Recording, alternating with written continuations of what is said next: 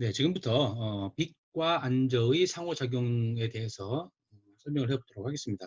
자, 우선 우리 앞서 시간에서는 우리 안광학계를 구성하고 있는 여러 기관들에 대해서 빛과 어떤 상호작용을 하는지, 그 빛의 상호작용이라고 하는 게 굴절은 어떻게 하는지, 반사는 어떻게 하는지, 자, 그리고 산란이라든지 형광 여러 가지 그 광학적 현상들에 대해서 각 기관 뭐 각막이라든지 그다음에 수정체 그리고 이 초자체하고 방수체와 관련된 부분들에 대해서 빛하고 어떤 상호작용을 하고 있는지에 대해서, 그리고 그로 인해서 우리 어, 시력의 상태에는 어떤 또 영향을 주는지에 대해서 살펴봤습니다.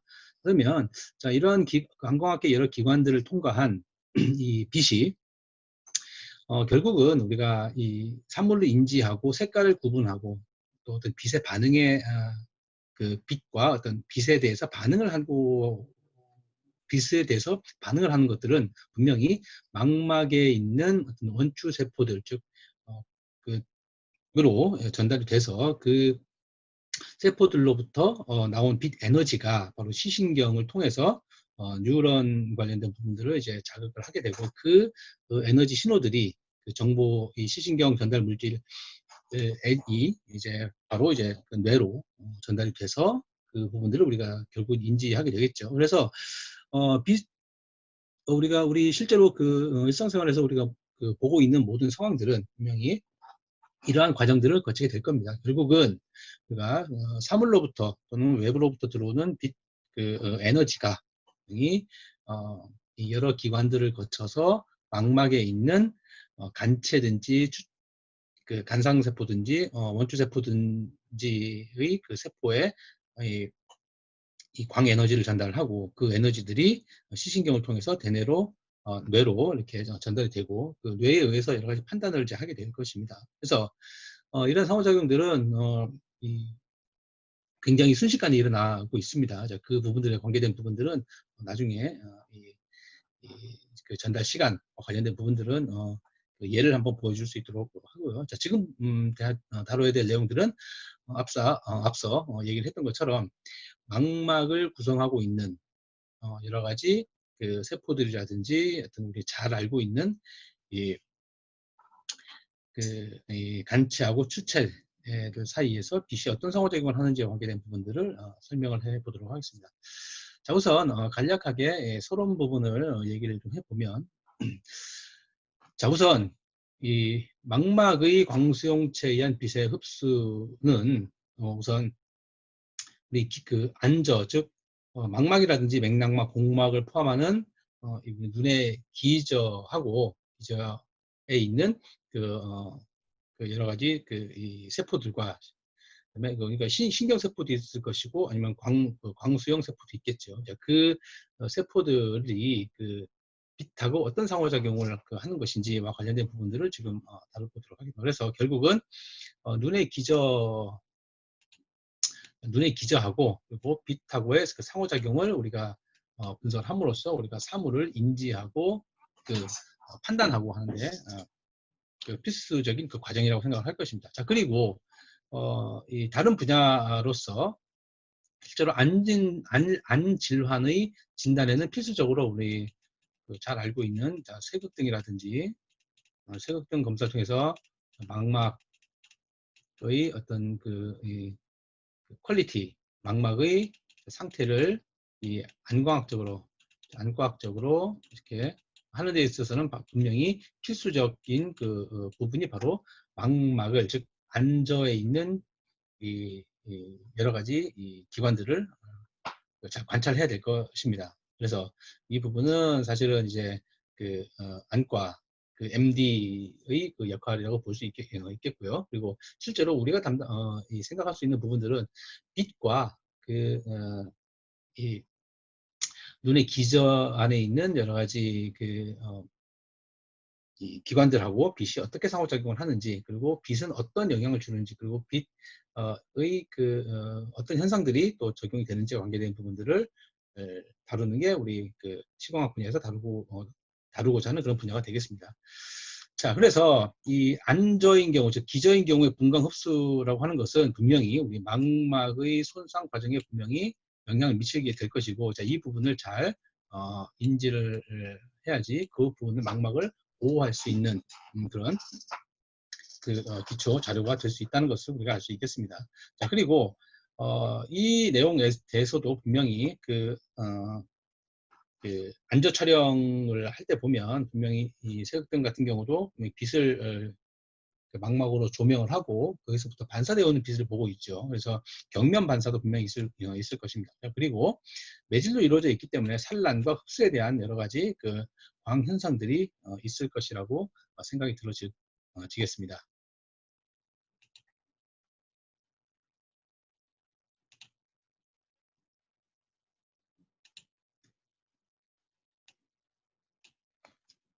자, 그러면 앞서 얘기했던 것처럼 이 안저 부분, 즉 기저 부분의 광학적 성질에 분명히 영향을 받게 되는 것이죠. 즉, 망막상의 우리가 물체를 또는 사물을 인지하는 그런 부분들은 분명히 빛 에너지의 특성하고도 분명히 영향을 받을 것이다라고 하는 것들을 우리가 잘 알 수 있을 것 같습니다. 자, 그리고 우리가 안과학에서도 다루었었던 그런 부분이 될 수가 있을 것 같습니다. 자, 우선 이 빛하고 상호작용을 하는 이 색소들은 네 가지의 색소가 있게 되겠습니다. 자, 우선 망막에서의 황반색소가 되겠고요. 그 다음에 C세포의 C세포가 되겠습니다. 우리가 잘 알고 있는 이 콘셀을 말하겠죠. 자, 그리고 색소 상피 세포에 있는 멜라닌이 되겠습니다. 멜라닌 색소가 바로 이제 이 색깔을 구분하고 있는 그런 부분이 됐고요. 그 다음에 맥락막에 있는 헤모글로빈이라고 해서 맥락막에 관계된 부분들. 그래서 이 부분들이 이 포토 리셉터라고 하죠. 이제 광수용과 관련된 부분, 그리고 광학 빛, 그러니까 쉽게 정확히 말해서 포톤들하고 세포들하고 에너지를 주고받는 그런 역할을 하고 있는 그런 네 가지의 기관이다라고 하는 것들을 반드시 기억을 해줘야 되겠습니다. 그래서 그러면 이 망막으로 여기서 그림에서 이렇게 보여주는 것처럼 어떤 빛 정보들이 빛이 망막으로 이렇게 입사를 하고 있을 때, 안광학계로 이제 입사를 하고 있을 때 분명히 이 부분에 대해서 이 빛 신호들이 상호작용을 하게 될 것이겠죠. 그러면 이 부분들을 하나씩 한번 살펴보도록 하겠습니다. 자, 우선 이 망막인 경우에 우리가 알고 있는 것처럼 신경세포층이라고 하는 그런 쪽하고 이제 광수용층이라고 하는 그런 부분으로 총 10개 층이 있죠. 10개 층이 있습니다. 10개 층으로 이렇게 구성이 되어 있고, 망막은 10개 층으로 이제 구성이 되어 있다는 건 여러분 잘 알고 있을 것 같습니다. 자, 그런데 그 중에 광수용체 앞부분까지가 6개의 층이 있습니다. 여기까지가 바로 6개의 층으로, 레이어로 이렇게 이루어져 있는데, 자, 여기 되어 있는 것처럼 6개 층인 경우는 매우 투명해서 빛을 거의 투과를 한다. 즉, 이 부분은 각막을 지나고 방수체를 지나고 또 수정체를, 여기 수정체를 지나고 그다음에 초자체를 지나고 난 최종적인 빛이 변형된 빛이겠죠. 이 원래 빛 갖고 이제 변형된 빛이 될 것이며, 굴절되고 또는 산란이라든지 흡수를 뺀 나머지 빛들을 얘기를 하겠습니다. 그 빛들이 초자체와 연결돼 맞닿아 있는 경계에 있는 게 바로 이제 신경세포층이 되겠습니다. 그래서 우리가 이 부분은 반드시 좀 기억을 해줘야 될 것 같습니다. 자, 우선 빛 신호가 이 부분은 이제 모식도로 나타내는 것이고요. 이 부분은 전자현미경 사진이 되겠습니다. 그래서 빛 신호는 그렇게 여기 그림에서 나타내는 것처럼 이쪽 방향으로 빛 신호가 이렇게 이루어지고 있으면, 실제로 이제 이 색깔을 인지하는 그 부분들은 어느 쪽이냐면 이쪽 부분이 되겠죠. 이쪽 부분에서부터 바로 이렇게 이 색깔을, 즉 컬러를 인지를 하게 되고, 그 에너지가 바로 컬러를 인지하게 되는 것들이 바로 이 포톤하고, 자, 이게 포톤하고 그다음에 여기에 여러 가지 색소, 즉 셀과 여러 가지 셀들이 있죠. 여러 가지 셀들이 이 상호작용을 통해서 칼라를 인지하게 된다는 것입니다. 그래서 그 인지된 이 정보들은 바로 이 그림에서도 나타낸 것처럼 이렇게 이쪽 방향으로 신경이 이 그 광 정보들이, 즉 정보들이 이러한 방향으로 이렇게 전달이 되고 여기에 시신경 유두점으로 이렇게 향하게 되겠죠. 그래서 광 신호들이 이렇게 이동을 하고 여기도 마찬가지로 이렇게 이동을 하게 될 것입니다. 그래서 이쪽 부분에 시신경 유두점이 있겠죠. 이 시신경 유두점을 통해서 우리 뒤에 시내에서 융합이 돼서 그 정보들이 융합이 되고 그 시내에서 융합된 부분들이 뭐 대뇌 피질의 그 신경 자극 물질로 전달이 돼서 우리가 색깔을 인지하는 것이 되겠습니다. 자, 이런 과정들을 해서 우리가 실질적으로 빛과 상호작용하고 있는 그 부분들은 바로 이 부분이 되겠죠. 그래서 광수용 부분, 이 부분에 대한 이 각 조직들하고 그리고 빛에 어떤 반응을 하는지와 관련된 부분은 차차 얘기하도록 하겠습니다. 그래서 우선 아까 앞서도 얘기를 했던 것처럼 이 초자체를 지난 이 6개의 이 층으로부터 빛은 거의 모든 빛이 이렇게 투과를 하게 될 것이고 그 다음에 나타나고 있는 그 광수용 층인 경우에 대해서 빛 에너지 정보들이 이렇게 전달이 되겠습니다. 그래서 이 부분은 이게 옆으로 보게 되는 부분이고요. 자, 이쪽 부분이 바로 빛 에너지가 전달이 되는 부분이 되겠습니다. 이쪽, 그리고 마찬가지로 이쪽 부분으로 빛은 정보가 전달이 될 것이다. 그래서 이제 계략적으로 보게 되면 실제로 우리가 그 빛 정보들이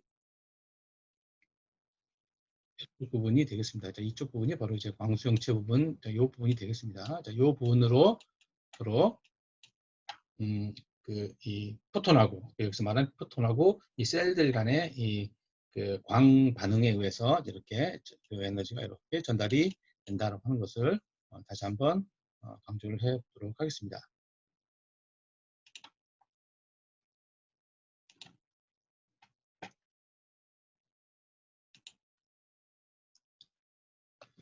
자, 네, 그러면 우선 그 네 가지의 이 광상호작용을 하고 있는 여러 가지 이 기관들하고 이 셀하고 이 빛하고의 그 상호작용과 관련된 부분이 어떤 이 특징들을 가지고 있는지와 관련된 부분을 하나씩 짚어보도록 하겠습니다. 자, 우선 황반에 있는 이 황색의 색소가 있습니다. 역황소라고 이렇게 얘기를 합니다. 이 색소가 있는데 자, 이 부분은 그 개인차가 매우 심하다고 이제 임상적으로 이제 보고를 하고 있습니다. 자, 하지만 우리가 실제로 이 황반에 있는 여러 가지 역황소의 이 색소들과 관련된 부분들은 어떠한 이 상호작용, 그 빛에 반응을 하는지 관련된 부분들을 이제 살펴보도록 하겠습니다. 자, 그리고 이 광수용체 부분에 있는 그런 부분들을 보면 우선 우리가 잘 알고 있는 것처럼 시세포층의 이 콘셀에서 이 색깔을 구분하는 그런 역할을 하고 있습니다. 그리고 이 콘셀과 관련된 그 부분들에 의해서 이 콘셀도 마찬가지로 우리 그 색깔 색의 삼원색인 경우가 우리가 알고 있는 것처럼 레드와 그린과 블루색의 합쳐져서 사실은 이제 색이라고 하는 것을 색이라고 하는 것을 색을 조합을 이렇게 하게 될 것입니다. 그래서 이 컬러를 만드는 그 색의 삼원색이 바로 이제 레드와 그린과 블루인데 빨간색과 초록색과 파란색인 경우에 대해서 각각 다른 원추세포의 셀들이 있죠. 그래서 이 부분들은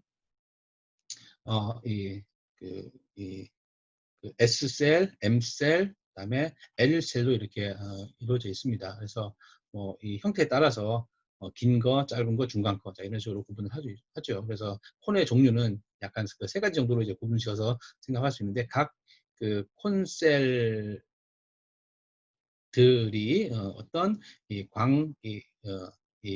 반응에 대한 스펙트럼을 가지고 있는지는 좀 이따 다시 설명을 해보도록 하겠습니다. 자, 그리고 이 광수용체를 지나고 나서 그 접해져 있는 부분들이 바로 색소상피세포가 되겠습니다. 이 색소 상피 이 세포인 경우에 그 멜라닌 과립들에 의해서 어, 이 흡수라든지, 그리고 우리가 산란과 관련된 부분에 대해서 얘기했던 것처럼 이 사이즈에 따라서 이렇게 빛이 쉽게 말하면 우리가 충돌이라고 생각을 할 수 있죠. 그래서 반사든지 또는 굴절이라든지 이런 과정을 통해서 이제 랜덤하게 임의의 방향으로 굴절하든지 반사를 하기 때문에 이런 현상들로 인해서 산란이 발생을 한다고 했습니다. 그래서 특별히 우리가 멜라닌 과립이라고 이렇게 표현을 할 수가 있겠습니다. 자, 이런 것처럼 마찬가지로 우리가 멜라닌 색소와 관련된 부분들도 어떤 이 분포들로 이루어져 있습니다. 그래서 그런 부분들에 대해서 어떤 광특성을 가지고 있는지에 대해서 자세하게 좀 살펴보도록 하겠습니다. 자, 그 다음에 망막 색소 상피세포를 지나고 나서 이제 바로 이제 맥락막이 있겠죠. 그 맥락막인 경우에 대해서는 우리가 잘 알고 있는 것처럼 혈관이 매우 풍부해서 그 혈관 내부에는 그 헤모글로빈이 있을 테니까 그 헤모글로빈 자체도 아까 얘기했던 것처럼 멜라닌 과립처럼 어떤 클러스터 형태, 즉 어떤 덩어리 형태, 즉 눈에는 잘 구분이 되지는 않지만 어떤 밀도 차이에 의해서 발생되고 있는 여러 가지 이 세포들이 있겠습니다. 그런 부분들이 분명히 그 심장으로부터 들어오게 된 이 산소들을 갖고 있는 그 산소들을 함유하고 있는 그 혈관들이 눈에도 전달돼야 되기 때문에 산화된 헤모글로빈들이 이제 많이 이제 분포를 하게 될 것이고, 그러한 헤모글로빈하고 이 포톤들하고 그 에너지를 주고받게 될 것입니다. 그래서 이 이 헤모글로빈인 경우에 대해서는 간략하게만 빛의 짧은 파장, 즉 UV 영역인 경우에 대해서는 흡수를 하게 되고, IR 영역, 즉 긴 파장인 경우에는 역산란을 하게 된다라고 하는 것이죠. 그래서 거의 모든 이 UV 영역인 경우에 대해서는 사실은 물론 각막이라든지, 그다음에 수정체라든지 다른 기관들에서부터 이미 UV는 거의 대부분 이제 컷오프가 이렇게 될 것입니다. 거의 컷오프가 되긴 하겠지만 나머지 이 빛들 또는 뭐 100% 이렇게 흡수하거나 차단할 수 있는 건 아니기 때문에, 나머지 빛, UV 빛이라든지 또는 각 부분으로부터 산란이라든지 굴절이 되어 있는 빛도 있을 수 있겠습니다. UV 영역에 있는 빛들이. 그래서 이 부분인 경우에 대해서는 이 흡수를 하게 된다는 것이죠. 그래서 이 맥락막과 관련된 그런 부분들도 이 UV에 대해서 어떤 손상을 입게 될 것이다, 그런 뜻으로 이렇게 해석을 할 수가 있겠습니다. 자, 그리고 긴 파장인 경우, 즉 자외선 영역이 되겠죠. 이 IR 영역인 경우에 대해서는 산란이 된다라고 이렇게 했죠. 긴 파장인 경우에 대해서는 아까 헤모글로빈에 의해서 산란이 되는데, 자, 이 산란이라고 하는 것들로 인해서 우리가 이 긴 파장인 경우는, 그래서 우리 실제로 혈관 때문에 빨갛게 보이는 것도 있지만 우리가 안저 촬영을 했었을 때 붉은 빛이 도는 게 바로 이 장파장인 IR 영역에 있는 파장들, 장파장인 경우의 빛이 산란돼서 역산란돼서, 즉 산란된 빛이 침투하지 않고 밖으로 이제 즉 반사되는 형태처럼 되는 부분을 이제 역산란이라고 얘기를 합니다. 그래서 이 긴파장에 있는 이 부분들이 반사되기 때문에, 그러니까 붉은색 빛이 난다라고 하는 것도 이제 이해를 할 수가 있는 부분이 되겠습니다. 그래서 우리가 실제로 이 망막인 경우에 대해서 다시 한번 정리를 한번 해보게 되면, 우선 수정체를 지난 이 빛이, 우리가 지금 다루고자 하는 부분이 이렇게 되어 있다면, 수정체를 지난 이 빛이 이렇게 지나고 있는 이 빛이 바로 망막에